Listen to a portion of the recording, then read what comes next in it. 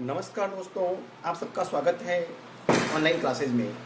और साथियों, आज हम पढ़ने जा रहे हैं बीएड प्रथम वर्ष को लेकर। और बीएड प्रथम वर्ष के अंतर्गत हमारा जो विषय है वो है पाठ्यक्रम की परिभाषा। और ये पाठ्यक्रम के परिभाषा जो विषय है हमारा, ये हमारे पाठ्यक्रम बीएड प्रथम वर्ष के अनिवार्य प्रश्न पत्रों में से एक है। और ये हमारे जो पाठ्यक्रम का जो चतुर्थ प्रश्न पत्र कहलाता है। और इसी प्रश्न पत्र के अंतर्गत हमारी जो इकाई है वर्तमान में जो द्वितीय इकाई पर हम अध्ययन कर रहे हैं। और द्वितीय इकाई पे हमने जो भाषा विकास को लेकर इसमें एक चर्चा की जाती है। भाषाओं के विकास के लिए मतलब व्यक्ति के लिए कितनी आवश्यक है अपनी भाषा को आगे बढ़ाने के लिए, अपनी भाषा को एक मानक भाषा के रूप में लाने के लिए हमें कितने प्रयास करने पड़ते हैं, किस स्तर के प्रयास करने चाहिए। तो इस बात में हम यहाँ पर चर्चा करते हुए आगे अध्ययन करने का प्रयास करेंगे। ठीक उसी प्रकार से आज का जो हमारा प्रकरण है वो प्रकरण है भाषा विकास के सिद्धांत। भाषा विकास के सिद्धांत के बारे में हम अध्ययन कर रहे हैं। तो साथियों, सबसे पहले हमने अध्ययन किया था रुचि के सिद्धांत के बारे में। रुचि के सिद्धांत में हमने ये अध्ययन करने का प्रयास किया था कि रुचि के अनुसार ही बालक को अध्ययन कार्य कराया जाए, जिससे वो भाषा सीखने सिखाने में रुचि लेवे। और अपने जब वो रुचि लेगा तो उसे कहीं ना कहीं एक अभिप्रेरणा, एक मोटिवेशन प्राप्त होगा, जिससे जो प्रयास उसके आगे की भाषा सीखने में एक महत्वपूर्ण भूमिका का निर्वाह करेगा। उसके बाद हमने अध्ययन किया था सरल से कठिन की ओर का सिद्धांत। इस सिद्धांत के अंतर्गत साथियों हमने ये भी समझने का प्रयास किया था कि बालक को पहले सरल शब्दावली या सरल विषय वस्तु का ज्ञान पहले कराया जाए, तत्पश्चात उसे कठिन शब्दावली या कठिन विषय वस्तु का ज्ञान कराया जाना चाहिए। जिससे सरल शब्दावली का या सरल विषय वस्तु का ज्ञान कराने से बालक क्या होगा कि उसे शीघ्र समझ में आ जाएगा। और जब शीघ्र समझ में आ जाएगा तो कहीं ना कहीं उसे अभिप्रेरणा प्राप्त होगी। और अभिप्रेरणा के बल पर वो आगे की विषय वस्तु को, आगे की जो कठिन शब्दावली को भी एक क्रम के रूप में ग्रहण कर पाएगा। तीसरा बिंदु जो यहाँ पर है सिद्धांत है वो है सामान्य से विशिष्टता की ओर का सिद्धांत। साथियों, इस सिद्धांत के अंतर्गत हमने ये पढ़ने का प्रयास किया था कि बालक को पहले सामान्य वस्तुओं को, सामान्य शब्दावली को या सामान्य सिद्धांतों का ज्ञान, सामान्य नियमों का ज्ञान कराया जाए। उसके बाद में विशिष्ट वस्तु या विशेष बातों का ज्ञान या विशेष नियमों, सिद्धांतों या विशेष विषय वस्तु या पाठ्यक्रम के बारे में हम ज्ञान करवा सकते हैं। क्योंकि जब वो सामान्य रूप से सामान्य बातों को या सामान्य विषय वस्तु को वो अपने परिवार, अपने परिवेश, अपने आस पड़ोस के वातावरण एवं वो अपने मित्रों और सगे संबंधियों के साथ में वो उन शब्दावली को सीख के आता है। और मैंने यहाँ उदाहरण भी दिया था आपको, जैसे दूध हैं, सब्जियां हैं, फल हैं, या खाने पीने की वस्तुएं हैं, या फिर वो अपने दैनिक जीवन में काम में लेने वाली वस्तुओं के नाम जानता है। और बहुत सी जगह मतलब जैसे मैंने एक उदाहरण दिया था कि वो लिंग विविधता, जैसे जेंडर गैप के बारे में बात पूछा जाए तो वो लड़का होगा तो वो अपनी लड़कों की शब्दावली में बात करेगा, और लड़की होगी तो अपनी शब्दावली में बात करेगी। तो इस तरह से मतलब उनको व्याकरणिक ज्ञान का बारे में पता नहीं है, लेकिन फिर भी वो अपनी भाषा शैली में यूज़ करते हैं, अपने उपयोग में लाते हैं। क्यों लाते हैं? क्योंकि वो वातावरण से सीख कर आए हैं। तो इसलिए सामान्य वस्तुओं का ज्ञान विशिष्ट वस्तुओं का ज्ञान कराने से पहले उन्हें सामान्य विषय वस्तु एवं शब्दावली के बारे में बताया जाए, ताकि वो अलग से मतलब उन विषय वस्तु को ग्रहण कर सके।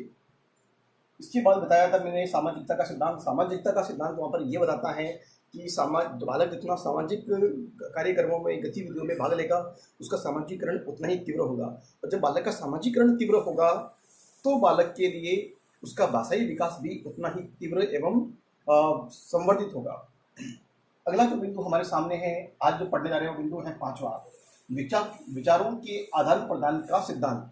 विचारों के आदान प्रदान का सिद्धांत साथियों यहाँ पर ये होगा कि जब बालक क्या करेगा कि अपने विचारों का आदान प्रदान करेगा। बालक अपने विचारों का आदान प्रदान कैसे करता है? अपने साथियों के साथ में, अपने माता पिता के साथ में, अपने भाई बहनों के साथ में, अपने परिजनों के साथ में, या अपने घर में बड़े बुजुर्ग दादा दादी या नाना नानी या जो भी उनकी फैमिली में जो ताऊ ताई या जो भी फैमिली मेम्बर्स हैं जो पारिवारिक सदस्य हैं, परिजन हैं, उनसे अपने विचारों का आदान प्रदान करता है। विद्यालय में होने वाली जो गतिविधियां हैं उनके बारे में उनसे मतलब अपनी बातों को बताता है। तो कहीं ना कहीं ये मान लो कि जब बालक नहीं अपनी बातों का वर्णन करता है तो कभी कभी तो थोड़े बड़े होने इस तरह के होने पर जब अपने अध्यापक से अपने साथियों को विद्यालय में उन अपने विचारों का आदान प्रदान करने की कोशिश करता है, तो उस विचारों की आदान प्रदान की प्रक्रिया में नई नई शब्दावली का अध्ययन करता है, नई नई शब्दावली को सीखता है, उनकी अर्थ जानता है एवं उसे अपनी भाषा शैली में प्रयोग में लाता है। जिससे क्या होता है कि उसकी भाषाई संबंधी ज्ञान वहाँ पर मजबूत हो जाता है, उसके भाषा संबंधी ज्ञान को संवर्धित होने का अवसर प्राप्त होता है। इसलिए साथियों, प्रत्येक अध्यापक या हिंदी पढ़ाने वाले विषय अध्यापक का एक नैतिक दायित्व बनता है कि वो अपने विद्यार्थियों को अधिक से अधिक बोलने का अवसर प्रदान करें, जिससे कि बालक का भाषाई विकास, उसकी शब्द की संरचना, उसकी वाक्यों की संरचना एवं व्याकरण संबंधी जो उच्चारण की शुद्धता है वो कहीं ना कहीं एक स्पष्टता की ओर उन्मुख हो सके। हम जितना ज़्यादा बालकों को बोलने का अवसर प्रदान करेंगे तो बालक में झिझक भी खत्म होगी, उसका शब्दों का भाषाई ज्ञान भी तीव्र होगा, उसकी बोलने का कौशल भी विकसित होगा। और जिस बालक का बोलने का कौशल विकसित हो जाता है तो वो सुनने का कौशल भी विकसित करेगा, क्योंकि बिना सही ढंग से सुने हम सही रूप में प्रतिक्रिया के रूप में उत्तर कभी नहीं दे सकते। तो बालक का जो बोलने का अवसर उसे अच्छे से मिल जाएगा, तो श्रवण कौशल का अवसर भी उसे मिल जाएगा। तो साथियों, ये बात है कि हमें जब बालक बोलने लग जाता है, बालक जब अपने विचारों का आदान प्रदान सही रूप में, सही विचारों के साथ में, सही ढंग से और सही शब्दावली के साथ में, उच्चारण की परिशुद्धता के साथ में करना सीख जाता है, तो कहीं ना कहीं ये होता है कि उसमें एक आत्मविश्वास जागृत होता है। और जब आत्मविश्वास जागृत होता है तो वो अपने साहित्यिक रचनाओं की ओर और अपने मतलब जो अपनी भाषा शैली है, अपनी जो राष्ट्रभाषा है या राजभाषा है, उसके मानक भाषा को आगे बढ़ाने के लिए, उसमें साहित्यिक रचना करने के लिए या फिर अपने भाषा संबंधी ज्ञान को संवर्धित करने के लिए प्रयास में लग जाता है। इसलिए हमें विचारों के आदान प्रदान के अवसर बालकों को अधिक से अधिक मुहैया कराने चाहिए।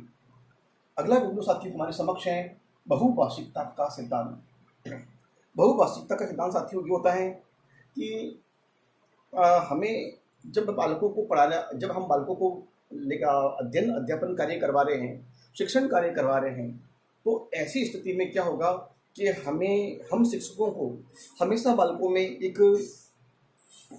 हमेशा अच्छे गुणों का, नैतिक गुणों का या और कुछ चारित्रिक गुणों का विकास करना चाहिए। बालकों में कभी भी राग या बालकों में कभी द्वेष वाली भावनाओं का प्रत्यारोपण नहीं करना चाहिए। उनमें द्वेष वाली भावनाओं को विकसित होने से बचाना चाहिए, क्योंकि साथियों, यदि बालकों में किसी भी भाषा के प्रति जिस बालक अपनी भाषा सीखना चाहता है, जिस भाषा में अपनी रुचि दिखाता है, तो उसे उसके प्रति दूर न ले जाकर उसमें द्वेष उत्पन्न करते हुए उसको अभिप्रेरणा देनी चाहिए कि जो भाषा वो सीखना चाहता है तो उसमें वो सीखे और एक अपनी तन्मयता के साथ सीखे, अपने लगाव के साथ सीखे। क्योंकि हमें किसी भी अन्य भाषा के प्रति, अन्य व्यक्ति के प्रति या अन्य विचारों के प्रति हमें उसमें कभी नकारात्मक बातों को उसमें एक मन में बनाए रखने वाली बात उसे नहीं कहनी चाहिए कि उसके मन में किसी के भी प्रति एक द्वेष की भावना उत्पन्न हो सके। तो हमें इसके लिए प्रयास निरंतर करते रहना चाहिए। जैसे मान लीजिए कोई बालक उर्दू सीखना चाहता है तो उसे हमेशा उसको एक मोटिवेट करते रहे, उसे अभिप्रेरित करते रहे। कोई बालक अंग्रेजी सीखना चाहता है तो उसे भी अभिप्रेरित करना चाहिए, क्योंकि हम जानते हैं कि भाषाएं जितनी भी हैं, हमारे संविधान में 22 भाषाएं हैं या और भी भाषाएं हैं, तो भाषाओं की सब कुछ सीखने के भाषाओं की जो सिद्धांत हैं, शिक्षण के, सीखने सिखाने के, उनके कौशल लगभग समान ही हैं। तो आपने देखा होगा कि हमारे हिंदी साहित्य में बहुत से ऐसी भाषाओं के शब्द हैं जो हमारी भाषा में अंग्रेजी भाषा से आ गए हैं। जैसे विदेशी भाषा को व्याकरण की दृष्टि में पढ़ते हैं तो जिसमें अंग्रेजी, उर्दू, फारसी, अरबी, चीनी, तिब्बती, कोल और संथाल से आए हुए शब्द हैं, ऐसे संस्कृत भाषा के शब्द हैं या ग्रामीण परिवेश के शब्द हैं, ऐसी बहुत सारी शब्दावली हैं, जापानी शब्द हैं, या डच भाषा के शब्द हैं, पुर्तगाली शब्द हैं, फारसी शब्द हैं, ऐसे बहुत सारे शब्द हैं जो हिंदी में समाहित हो गए हैं। तो कहीं ना कहीं भाषा को बहुभाषिकता का सिद्धांत बालकों के लिए फायदा भी करता है कि एक भाषा सीखने पर जो उसकी जो सहायता है वो अन्य भाषा को सीखने में हमें मदद करता है। तो साथियों, हमें बालकों को हमेशा बहुभाषिकता के सिद्धांत की ओर उन्मुख करते रहना चाहिए, जिससे बालक का भाषा संबंधी ज्ञान विकसित हो सके। तो साथियों, आज के वीडियो व्याख्यान में इतना ही। हम फिर मिलेंगे अगले वीडियो व्याख्यान में। तब तक के लिए बहुत बहुत धन्यवाद। जय हिंद, जय भारत।